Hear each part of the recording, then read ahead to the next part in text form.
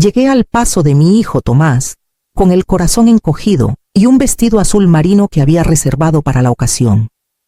El camino hasta Pontevedra estaba iluminado por faroles antiguos, y desde la carretera ya podía escuchar la música de gaitas que anunciaba la magnitud de la celebración. Era su 40º cumpleaños, y yo me sentía orgullosa de verlo triunfar. Aunque en el fondo algo me oprimía el pecho, aparqué en la explanada de grava y respiré hondo antes de cruzar la entrada principal, flanqueada por hortensias que mi difunto Alfredo habría admirado. El salón principal parecía sacado de una postal de verano gallega, guirnaldas cálidas colgaban entre las vigas. El aroma a pulpo a feira flotaba mezclado con el del vino albariño, y la alta sociedad local brindaba como si la vida fuera perfecta. Sin embargo, desde el primer momento noté un detalle que me heló un poco. Tomás me saludó con un beso rápido, sin mirarme a los ojos, y se excusó para hablar con unos invitados. Leticia, mi hija, se mantenía a distancia, inclinada hacia un hombre trajeado con maletín de cuero que no reconocí. Susurros, miradas de soslayo y un gesto nervioso en sus manos me hicieron sentir extraña en la que alguna vez fue mi propia familia. Me acerqué a la mesa donde habían colocado mi copa de vino. Sonreí a un par de vecinos de Vigo que me saludaron amablemente. Y fue entonces cuando sentí un tirón suave en la falda. Bajé la vista a Iván, mi nieto de 11 años. Estaba pálido como la cera. Abuela, vete rápido, susurró. Apenas audible. El mundo pareció detenerse. Me incliné hacia él, confundida. ¿Qué dices, cariño? Iván temblaba, los ojos vidriosos de miedo. Por favor, vámonos ya. Giré instintivamente la cabeza buscando respuestas, y entonces vi a Leticia cambiar discretamente mi copa por otra, mientras hablaba con el hombre del maletín. Una corriente helada recorrió mi espalda. No pregunté nada más. Tomé la mano de Iván, que apretó la mía con fuerza, y con pasos firmes atravesamos el corredor lateral hasta la puerta trasera. El aire fresco de la ría me golpeó el rostro mientras cruzábamos el jardín iluminado por faroles, y sentí que cada latido de mi corazón marcaba el ritmo de una huida que no entendía del todo. Abrí la verja de servicio y nos alejamos hacia el coche, sin mirar atrás, mientras mi mente comenzaba a llenarse de preguntas que no quería enfrentar todavía. Siguiendo el impulso de proteger mi vida y la de mi nieto, el motor del coche ronroneaba mientras la lluvia fina golpeaba el parabrisas con un ritmo casi hipnótico. Apreté el volante con fuerza, intentando controlar el temblor de mis manos. Iván iba en silencio a mi lado, hasta que de pronto rompió a llorar. Con un sollozo entrecortado que me partió el alma, escuché a papá y a tía Leticia. Dijo con voz temblorosa: «Quieren hacerte pasar por loca». Sentí un nudo en el estómago. Aparté la vista de la carretera para mirarlo. Sus mejillas estaban enrojecidas y sus ojos llenos de miedo. ¿Cómo que pasarme por loca? Iván, pregunté en un susurro, temiendo la respuesta. Hablaban de traer a un psiquiatra. Respiró hondo, pero no uno de verdad. Uno que diría delante de todos que tienes demencia. Iban a grabarlo y después iban a internarte. Un escalofrío me recorrió la espalda. La imagen de Leticia cambiando mi copa en el salón adquirió un nuevo sentido. Y decían que, cuando tú no estuvieras, se quedarían con la casa del abuelo y con tu dinero. El corazón me golpeaba en el pecho como si quisiera escapar. Recordé de golpe las últimas semanas las llamadas insistentes de Tomás para que firmara un poder notarial por si acaso. Las visitas de Leticia con papeles que evitaba dejar demasiado tiempo frente a mí. Siempre había confiado en mis hijos, pero ahora todo parecía encajar en un rompecabezas siniestro. Mantuve la mirada en la carretera mientras el limpiaparabrisas barría la lluvia. Por el retrovisor, comprobé que ningún coche nos seguía. Sentí un alivio fugaz, mezclado con un miedo visceral. Tomé aire despacio y apreté la mano de mi nieto. Gracias por decírmelo. Iván, logré decir, aunque la voz me salió quebrada. No vamos a dejar que nos hagan daño. El niño asintió, limpiándose las lágrimas con la manga de su jersey, y apoyó la cabeza en el asiento. Exhausto por la tensión, yo seguí conduciendo sin rumbo fijo, sintiendo que cada kilómetro nos alejaba de una trampa que ya estaba en marcha. Y mientras la lluvia seguía cayendo sobre el parabrisas, comprendí que debía actuar rápido, porque lo que acababa de escuchar no era solo un miedo infantil, sino el primer hilo de una traición cuidadosamente planificada que estaba a punto de envolvernos. Conduje durante un buen rato sin rumbo claro. Mientras la lluvia convertía las luces de la carretera en hilos difusos, el miedo iba cediendo paso a una sensación de vacío que me apretaba el pecho. Fue entonces cuando los recuerdos comenzaron a agolparse, como si mi mente quisiera explicarme cómo habíamos llegado hasta aquí. Tras la muerte de Alfredo, mi vida cambió más de lo que quise admitir. Durante años, los domingos en Santiago habían sido sagrados: la mesa llena de empanadas, caldo gallego, el sonido de Gael, mi difunto esposo, riendo mientras descorchaba una botella de vino. Pero apenas lo enterramos, aquellas comidas se fueron apagando. La primera semana después del funeral, Tomás llegó solo un momento, con un ramo en la mano y la mirada perdida. A la siguiente, Leticia me llamó para decir que no podía venir. Demasiadas cosas en el trabajo. Mamá, en menos de 3 meses. Los domingos se habían convertido en un ritual solitario. Cuando venían, las conversaciones eran distintas. Tomás casi siempre encontraba la manera de hablar de dinero: mis ahorros, los impuestos de la casa, los seguros pendientes, y Leticia repetía una frase que ahora resuena como una amenaza disfrazada de preocupación: mamá, una casa tan grande en la ría es peligrosa para una mujer sola. Recuerdo un día de otoño, cuando el sol se filtraba perezoso por las contraventanas. Me quedé dormida en la butaca del salón, rendida por el cansancio. Al abrir un ojo, todavía medio adormilada, vi a Leticia inclinada sobre la mesa del comedor, móvil en mano, fotografiando discretamente la escritura de la casa que yo había dejado allí después de revisar unos papeles. Fingí seguir dormida. Ella guardó el teléfono y salió sin hacer ruido. Aquel instante volvió a mi mente con la claridad de una puñalada. No era una idea improvisada de último momento. Era un plan que mis propios hijos habían estado tejiendo durante meses, quizás años. Con la paciencia de quien espera el momento perfecto para traicionar, apreté el volante con fuerza, sintiendo que algo se rompía para siempre dentro de mí. Y mientras el coche avanzaba entre la niebla de la ría, comprendí que debía prepararme para enfrentar la codicia de mis hijos, porque lo que estaban dispuestos a hacer apenas comenzaba. Llegamos a mi casa de piedra junto a la ría cuando la noche ya había caído. El sonido del agua golpeando suavemente contra las rocas solía darme paz. Pero aquella vez sentí que cada ola traía un eco de amenaza. Abrí la puerta y, por primera vez desde que Alfredo la construyó, mi casa no me recibió con calidez. Era un refugio que ahora parecía una jaula sin candado. Encendí las luces del salón y me aseguré de cerrar todas las ventanas. Iván se dejó caer en el sofá, con el cuerpo pequeño encogido. Agotado por la tensión, respiré hondo y marqué el número de Rafael Molina, el abogado de confianza que había atendido los asuntos de mi esposo durante años en Vigo.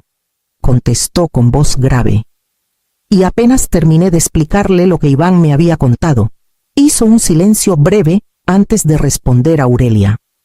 Si esto es cierto, podrían declarar tu incapacidad y vaciar tus cuentas en cuestión de semanas. He visto casos así, y siempre empiezan con el mismo patrón. Me temblaron los dedos mientras sostenía el teléfono. Escuchar mis temores en boca de alguien con experiencia los hacía más reales. Acordamos que al día siguiente nos reuniríamos en su despacho para estudiar opciones y proteger mi patrimonio. Subí con Iván a preparar la habitación de invitados, mientras doblaba las sábanas. Él se quedó en la puerta, con la mirada baja. Abuela, susurró. Papá subió al desván hace unos días. Dijo que buscaba papeles importantes. El corazón me dio un vuelco. En ese desván guardaba fotos familiares, cartas de Alfredo y copias antiguas de escrituras y contratos. Si habían estado hurgando allí. El plan llevaba tiempo en marcha. Arropé a Iván y lo vi quedarse dormido enseguida. Aferrado a su osito de peluche, bajé al salón y me senté frente a la chimenea apagada, rodeada de recuerdos que de pronto parecían testigos mudos de una traición. No bastaba con sospechar. Si quería defender lo que era mío, necesitaba pruebas claras y una estrategia que mis hijos no anticiparan.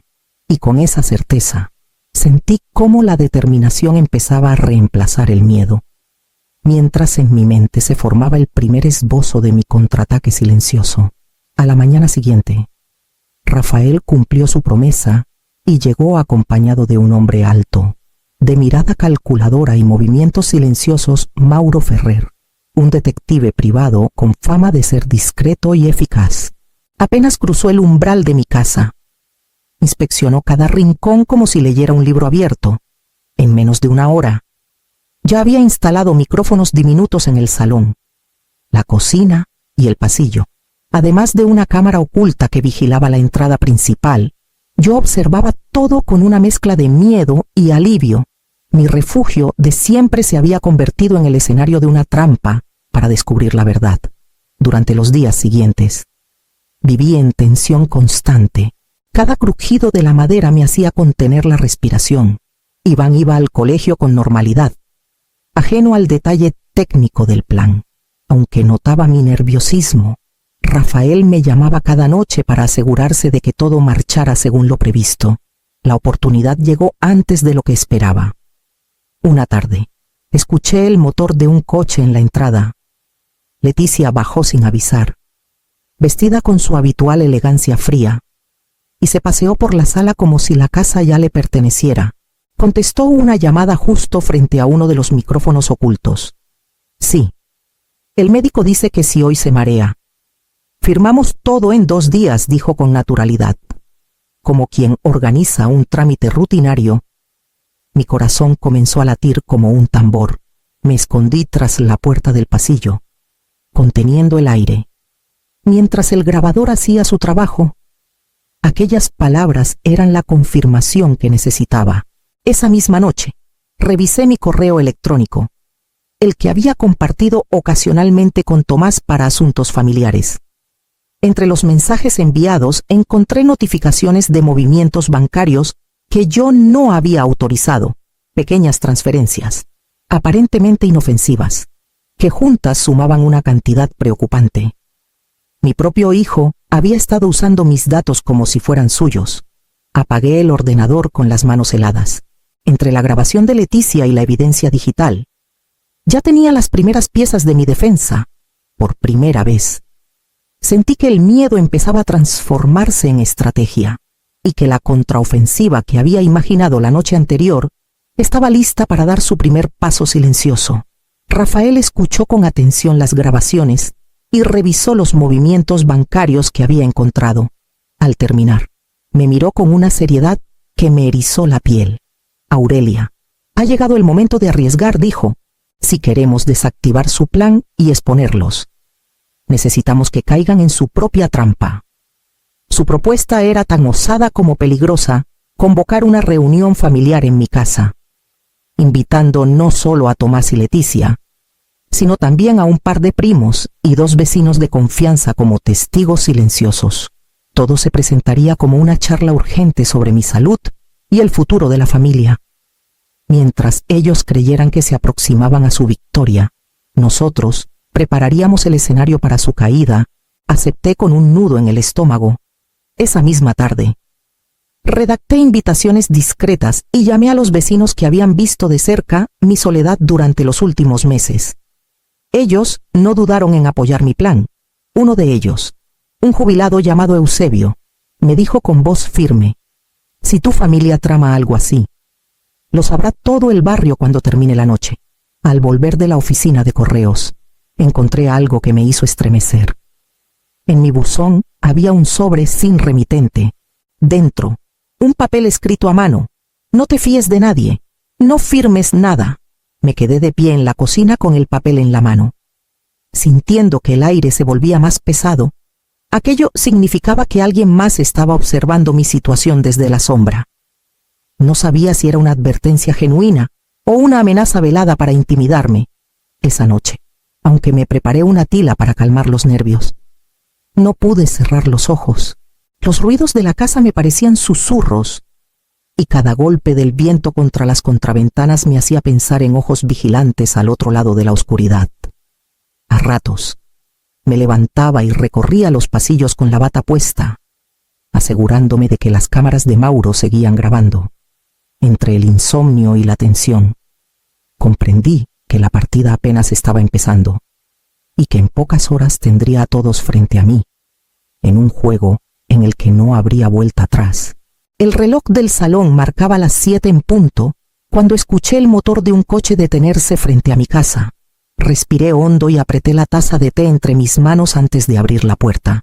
Tomás y Leticia entraron con sonrisas forzadas, y detrás de ellos apareció el doctor Ramiro, cargando un maletín negro que parecía pesar más que su conciencia. Saludaron a los primos y a los 2 vecinos que habían aceptado mi invitación, fingiendo cordialidad. Aunque sus ojos se movían con nerviosismo por la sala, nos sentamos en círculo, como si fuera una tertulia familiar. Leticia tomó la iniciativa con su tono dulce de siempre, el mismo que de niña usaba para pedirme favores. Mamá, ¿recuerdas qué día es hoy?, preguntó, mirándome como si hablara con una enferma de memoria frágil. Los testigos intercambiaron miradas incómodas. Yo sonreí con serenidad. Claro que sí. Hija, hoy es el día en que vais a escuchar vuestras propias palabras. Saqué el pequeño altavoz que Rafael me había traído y pulsé el botón de reproducción. De inmediato, la sala se llenó con las voces inconfundibles de mis hijos. Si hoy se marea, firmamos todo en 2 días. El médico dirá lo que necesitamos y luego la ingresamos. El silencio fue absoluto. Tomás palideció. Leticia parpadeaba sin saber qué decir. Uno de los vecinos se levantó ligeramente de la silla, indignado. Entonces, el doctor Ramiro hizo un movimiento brusco hacia la puerta, intentando huir sin mirar a nadie, pero Mauro, que vigilaba desde el pasillo, se interpuso con firmeza, y Eusebio, mi vecino, se unió para bloquearle el paso. Rafael sacó su teléfono y marcó con calma Guardia Civil. Tenemos un intento de fraude y pruebas de conspiración familiar en curso. Sentí que un peso enorme caía de mis hombros, por primera vez en meses. El miedo dejó paso a una determinación fría y clara. Observé a mis hijos encogidos en el sofá, atrapados en su propia red, y supe que la verdadera decisión aún estaba por llegar. Porque humillarlos no bastaba. Tenía que decidir si cortaba para siempre el último hilo que me unía a ellos. La mañana después de la reunión, acompañada por Rafael y Mauro, crucé las puertas del juzgado de Vigo con las pruebas en una carpeta que parecía pesar más que todo mi pasado. Las grabaciones, los movimientos bancarios y los testimonios de los vecinos eran irrefutables. Mientras firmaba la denuncia por intento de estafa y abuso familiar, sentí una mezcla de vértigo y liberación. Era como si cada trazo de mi firma pusiera un ladrillo en el muro que me separaba, al fin, de quienes habían querido destruirme. Los días siguientes fueron un torbellino. La Guardia Civil citó a Tomás y Leticia a declarar. Salieron del cuartel con el rostro desencajado, perseguidos por miradas que ya no eran cómplices sino curiosas y críticas. El doctor Ramiro, en cambio, no tuvo escapatoria a las pruebas de falsificación y conspiración. Lo pusieron bajo custodia de inmediato. Saber que la justicia se movía me dio una paz que no sentía desde la muerte de Alfredo. Esa misma semana me senté con Rafael a modificar mi testamento. No temblé al firmar la nueva versión. Mis hijos quedaban completamente excluidos. En su lugar, creé un fondo educativo blindado para Iván, para que su futuro nunca dependiera de la codicia de sus padres. Además, decidí donar parte de mi patrimonio a la residencia de mayores en Santiago. donde tantas mujeres como yo habían sufrido el abandono silencioso de sus familias cuando la última firma estuvo estampada, me di cuenta de que no sentía rencor, solo una calma serena. Había tomado el control de mi vida y de mi legado. Esa noche, mientras Iván dormía plácidamente en la habitación de invitados, me senté junto a la chimenea apagada y sentí que, por primera vez, mi casa no era una jaula, ni un campo de batalla era mi refugio de verdad. Cerré los ojos y respiré el aire salado de la ría que entraba por la ventana entreabierta. Sabía que la herida familiar era irreversible, pero también que mi alma empezaba a sanar, mientras una parte de mí se preguntaba si alguna vez volvería a existir un puente entre nosotros. Pasaron algunos meses antes de que sintiera que podía respirar sin la sombra de la traición sobre mis hombros. Vendí el paso familiar, aquel lugar que había sido testigo de tantas cenas felices y de los primeros síntomas de la avaricia de mis hijos. Con Rafael gestionando todos los trámites, me mudé a una casa pequeña frente a la ría de Muros, con un jardín lleno de hortensias azules que se mecían con el viento salino. Desde la terraza podía ver los barcos pesqueros regresar al puerto al atardecer, y el murmullo del agua parecía arrullar cada pedazo roto de mi corazón. Iván se convirtió en mi compañía más constante. Durante la semana asistía a un colegio cercano, y los fines de semana venía cargado de historias nuevas, dibujos y risas que devolvían la vida a las habitaciones de mi nuevo hogar. Cocinábamos juntos empanadas y bizcochos, y algunas tardes paseábamos por la orilla recolectando conchas con él. Todo parecía sencillo y verdadero, como si el mundo aún tuviera rincones libres de dolor. Un día, al abrir el buzón, encontré un sobre con letra conocida. Era de Leticia. Desde prisión, mis manos temblaron antes de abrirlo. Mamá, sé que no merezco tu perdón. Solo espero que Iván no nos olvide. Leí la carta una y otra vez. Cada palabra era una mezcla de culpa y nostalgia que me atravesaba como un viento frío. Me senté en la terraza, con el mar frente a mí, y las lágrimas cayeron sin que pudiera detenerlas. Por dentro, mi corazón seguía siendo el de una madre, pero también el de una mujer que había aprendido a protegerse. Guardé la carta en un cajón sin responderla. Esa noche, mientras Iván dormía, encendí una vela y miré su luz danzar en la ventana. Sentí que mi vida, rota y reconstruida, aún buscaba un cierre que quizás solo el tiempo podría darme, mientras un murmullo interno me empujaba hacia el último paso de mi nueva libertad. Con el paso de los meses, la tranquilidad de la ría se convirtió en mi nueva aliada. Un día decidí que mi vida no podía quedarse solo en sobrevivir a la traición. Abrí un pequeño taller de repostería y costura en el centro del pueblo, donde recibía a viudas, jubiladas y mujeres que habían pasado por historias similares a la mía. Les enseñaba a hacer empanadas de manzana, tartas de almendra y a coser delantales y bolsos. Mientras hablábamos de cómo proteger sus casas, sus ahorros y su dignidad. Cada tarde, el taller olía a azúcar y a pan recién horneado, pero también a libertad compartida. Veía en los ojos de aquellas mujeres la misma chispa que había tardado tanto en recuperar la certeza de que aún podían reconstruirse. Muchas llegaban cabizbajas y se iban sonriendo, con un bizcocho en una mano y una copia de mi consejo más repetido en la otra. Nunca firmes nada sin entenderlo. Tu vida es tuya, no un regalo para quien no la merece. Iván era mi ayudante más fiel. Después del colegio, pasaba por el taller, probaba los dulces y ayudaba a barrer el suelo cubierto de harina. Una tarde, mientras caminábamos por el puerto, viendo cómo las barcas regresaban entre reflejos dorados, le dije en voz baja: perdí hijos, pero gané libertad y la certeza de que el amor verdadero no traiciona. Él apretó mi mano sin decir nada. Fue en ese instante cuando supe que mi historia necesitaba un último giro. Decidí emigrar a las Islas Canarias con Iván durante un año, lejos de cualquier sombra del pasado. Quería que creciera viendo horizontes nuevos, sin el peso de un apellido que en nuestra tierra ya tenía cicatrices antes de partir. Doné mi antigua casa a la residencia de mayores de Santiago, la misma que había apoyado mi denuncia y me ofreció un hombro invisible cuando todo se derrumbaba.